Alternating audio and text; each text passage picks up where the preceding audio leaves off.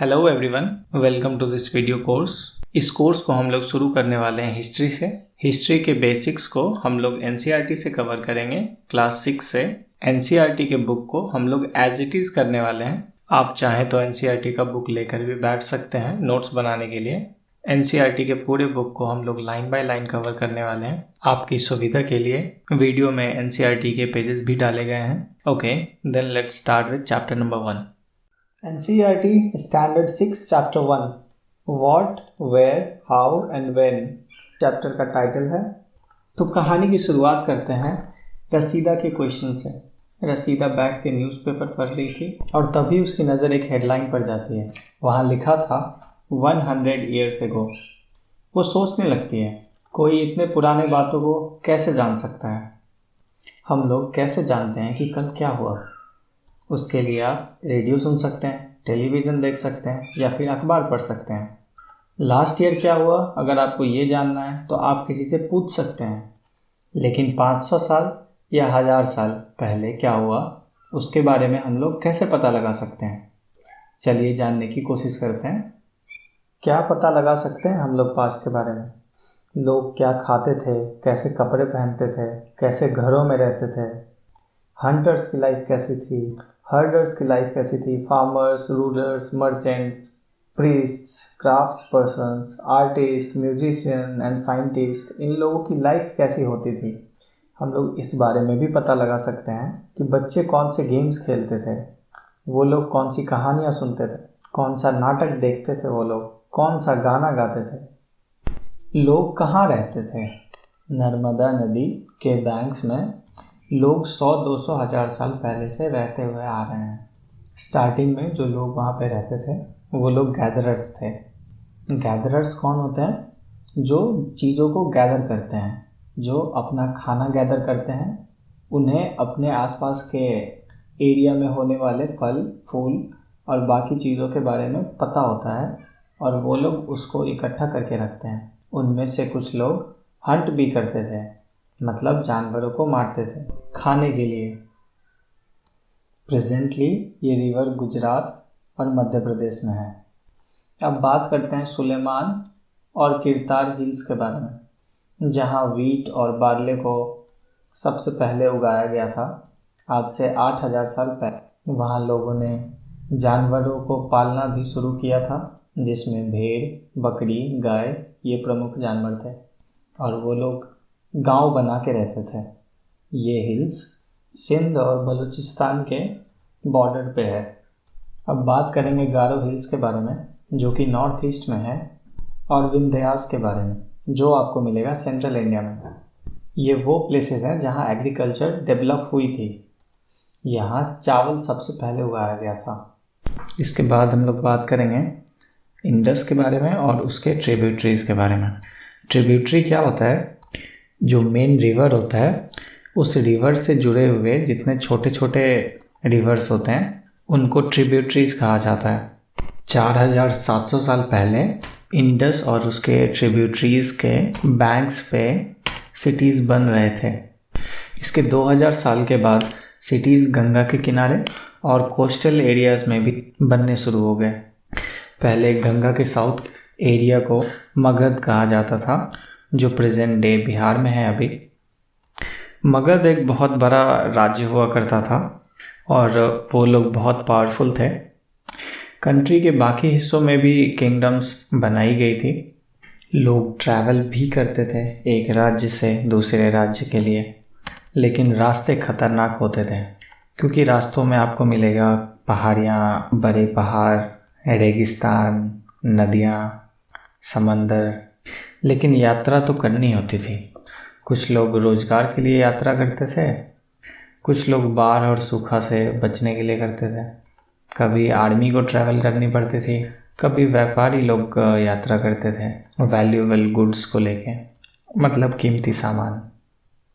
कुछ लोग religious purpose के लिए भी ट्रैवल करते थे और कुछ लोग एडवेंचर के लिए ट्रैवल करते थे। और इन सब काम में लोग अपने आइडियाज़ शेयर करते थे, मतलब अपने विचारों का आदान प्रदान करते थे। वैसे तो जो हिल्स, माउंटेन्स एंड सीज़ हैं वो नेचुरल फ्रंटियर्स हैं हमारे इस इंडियन सब कॉन्टिनेंट के, और इनको क्रॉस करना डिफ़िकल्ट है। फिर भी कुछ लोग इनको क्रॉस करके आए और यहीं रहने लग गए।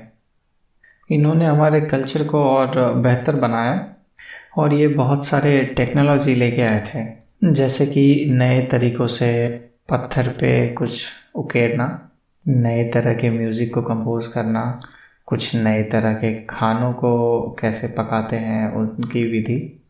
इस तरह से लोग ट्रैवल करते रहे और इन्फॉर्मेशन को एक्सचेंज करते रहे एक दूसरे से, और हमारा जो कल्चर है वो और इनरिच होता चला गया। अक्सर ही हमारे देश को दो नामों से पुकारा जाता है, इंडिया और भारत। इंडिया नाम इंडस से आया है, जिसको कि संस्कृत में सिंधु कहा गया है। जो ईरानियंस एंड ग्रीक्स 2500 साल पहले यहाँ आए थे, उनको इंडस रिवर के बारे में पता था। तो इंडस रिवर के ईस्ट में, मतलब उसके पूर्व में जो एरिया हुआ करता था, उसे वो लोग हिंदोस और इंडोस करके बुलाते थे। और भारत उन लोगों को कहा गया था जो नॉर्थ वेस्ट में रहते थे। नॉर्थ वेस्ट मतलब उत्तर पश्चिम। इनके बारे में ऋग्वेदा में लिखा हुआ है, और ऋग्वेदा 3500 साल पुरानी किताब है जो कि संस्कृत में है। पास्ट के बारे में पता करने का जो एक तरीका है वो है उस टाइम पर लिखी गई जो बुक्स हैं उनको पढ़ना। उस समय के बुक्स को मनुस्क्रिप्ट कहा जाता है। मनु का मतलब है हाथ, जो कि एक लैटिन वर्ड है। इनको जनरली पाम लीफ पे बनाया गया था। पाम लीफ का मतलब है तार के पत्तों पे, और इनको बार्क ऑफ द ट्री से भी बनाया गया, बिर्च के बार्क से। बिर्च का मतलब है संठी का पेड़, जो कि हिमालय में उगता है, और उसकी खाल का यूज़ किया जाता था मैन्युस्क्रिप्ट बनाने के लिए। इतने साल में बहुत सारे मैन्युस्क्रिप्ट को डिस्ट्रॉय कर दिया गया कुछ लोगों के द्वारा, और कुछ कीड़े मकोड़े खा गए। लेकिन अभी भी कुछ मैन्युस्क्रिप्ट बचा हुआ है जो कि टेम्पल्स और मोनेस्ट्रीज़ में प्रिजर्व करके रखा हुआ है। इन बुक्स में हर तरह की चीज़ें होती हैं, जो कि रिलीजियस बिलीफ्स, प्रैक्टिसेस, राजा के बारे में, दवाइयों के बारे में, साइंस के बारे में। कुछ मैन्युस्क्रिप्ट्स में कहानियाँ, पोएम्स, नाटक, ये सब चीज़ें भी होती हैं। बहुत सारे मैन्युस्क्रिप्ट्स संस्कृत में लिखे हुए हैं, और कुछ प्राकृत लैंग्वेज में है, कुछ तमिल में भी है। मैन्युस्क्रिप्ट के अलावा हम लोग इंस्क्रिप्शंस को भी पढ़ सकते हैं। इंस्क्रिप्शंस हार्ड सरफेस पे लिखा हुआ होता है, जैसे कि स्टोन, मेटल। कभी कभी जो राजा होते थे वो अपने ऑर्डर्स को इंस्क्रिप्ट करवाते थे, मतलब हार्ड सरफेस पे लिखवाते थे। कुछ लोग अपने अचीवमेंट्स को इंस्क्रिप्ट करके रखते थे, जैसे किसी बैटल में उनको विक्ट्री मिली हो। बहुत सारी और भी चीज़ें हैं जो लोग बनाते थे और उसका यूज़ करते थे। इन सब चीज़ों पे ही जो स्टडी करते हैं उनको आर्कियोलॉजिस्ट कहा जाता है। ये लोग ही ऐसे चीज़ों को खोद के निकालते हैं और फिर उन पर स्टडी करते हैं। चीज़ें जो अक्सर ज़मीन से निकलती है उसमें वेपन्स होते हैं, पॉट्स होते हैं, पैन्स होते हैं, ऑर्नामेंट्स, कॉइन्स होते हैं। कुछ चीज़ें पत्थर की बनी होती है, कुछ हड्डियों के, और कुछ मिट्टी को पकाकर बनाए होते हैं, या फिर मेटल के भी हो सकते हैं। वो चीज़ें जो हार्ड मटेरियल से बना होता है वो ज़्यादा लंबे समय तक टिकता है। आर्कियोलॉजिस्ट अक्सर हड्डियाँ ढूंढने की कोशिश करते हैं, पशु, पक्षी या फिर मछलियों की हड्डियाँ, क्योंकि इससे पता लगाया जा सकता है कि पास्ट में लोग क्या खाते थे। प्लांट रिमेन्स तो इतने दिन सरवाइव नहीं कर सकते। प्लांट रिमेन्स का मतलब है पौधों के अवशेष। लेकिन अगर किसी ने लकड़ियों को जलाया है या फिर ग्रेन्स को जलाया है तो वो उस फॉर्म में मिल सकते हैं। हिस्टोरियंस वो लोग हैं जो पास्ट की स्टडी करते हैं। इसका मतलब है कि मैन्युस्क्रिप्ट्स, इंस्क्रिप्शंस और आर्कियोलॉजी, इन सब को जोड़ के जो कहानी बनती है वो आपको हिस्टोरियन सुनाता है, और जो चीज़ें आपको पुरानी मिली है वो सारे इनके सोर्सेज होते हैं। क्या आपने ये नोटिस किया, इस बुक का टाइटल है आवर पास्ट्स। इसमें एस लगा हुआ है पास्ट में, जिसका मतलब है ये प्लूरल है। तो आखिर हमारे कितने पास्ट हैं? क्या एक से ज़्यादा है?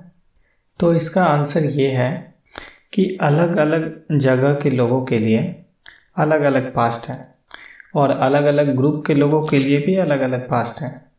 जैसे कि फार्मर्स का एक अपना पास्ट है, किंग्स एंड क्वींस का भी एक अपना पास्ट है, और मर्चेंट्स का पास्ट क्राफ्ट पर्सन के पास्ट से अलग होगा।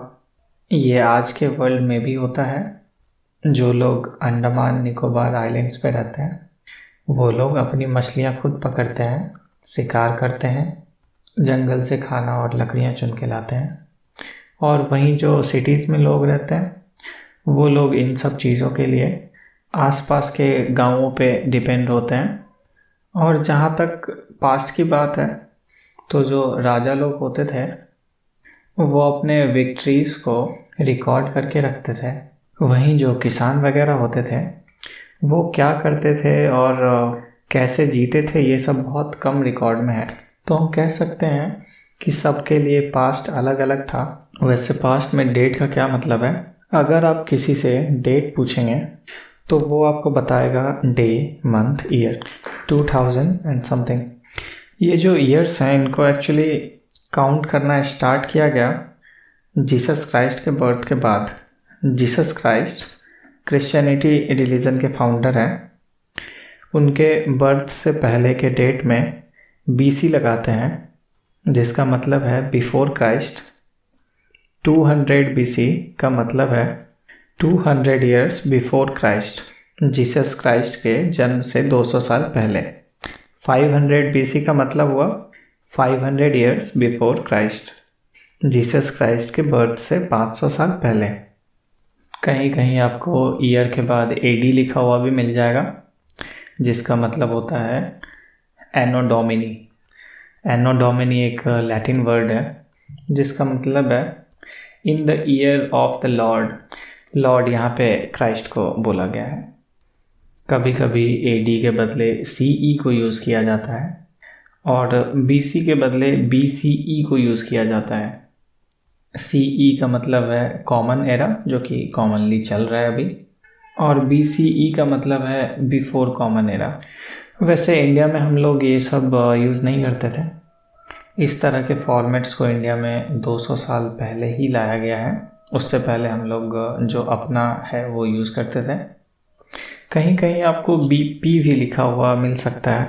इसका मतलब है before present, like 200 years ago. इसको हम लोग लिख सकते हैं 200 BP, that means 200 before present. कुछ इम्पॉर्टेंट डेट्स जो आपको याद रखने होंगे इस चैप्टर से वो है the beginning of agriculture. Agriculture की शुरुआत कब हुई थी? तो वो है 8000 years ago. First city on Indus, जो कि मैंने आपको बताया 4700 ईयर्स एगो। और गंगा वैली के फर्स्ट किंगडम के बारे में हम लोगों ने जाना, जो कि मगध है, और इसकी डेट है 2500 ईयर्स एगो। इसके साथ ही ख़त्म करते हैं इस चैप्टर को और मिलते हैं अगले चैप्टर में एक नई कहानी के साथ, कुछ और जानकारी के साथ। Thank you for watching. Take care, bye bye.